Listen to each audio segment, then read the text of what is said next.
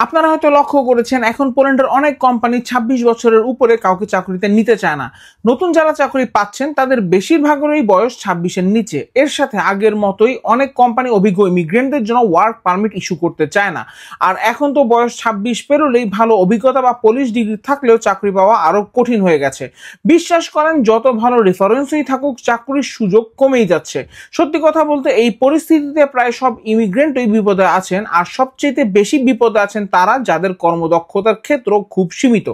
তবে একটা জিনিস মাথায় রাখুন, আপনার যদি ড্রাইভিং বা রেস্টুরেন্টের অভিজ্ঞতার পাশাপাশি টেকনোলজির বেসিক ধারণা থাকে তাহলে ঘরে বসেই কোনো ইনভেস্টমেন্ট ছাড়াই অনলাইনে কাজ বা ছোট ব্যবসা শুরু করা সম্ভব। শুরুতেই কোনো পুঁজি, ট্যাক্স বা রেজিস্ট্রেশনও লাগে না। খারাপ সময় এটা হতে পারে আপনার সেরা সাপোর্ট সিস্টেম। শুধু দরকার নিয়মিত সময় দেওয়ার মানসিকতা, আর মনে রাখবেন রাতারাতি কিছুই সম্ভব নয়। ধারাবাহিকভাবে সময় দিতে পারলেই পরিবর্তন আসবে। এমন সুযোগ বা অনলাইন ব্যবসা সম্পর্কে জানতে চাইলে কমেন্টে জানানোর অনুরোধ থাকলো।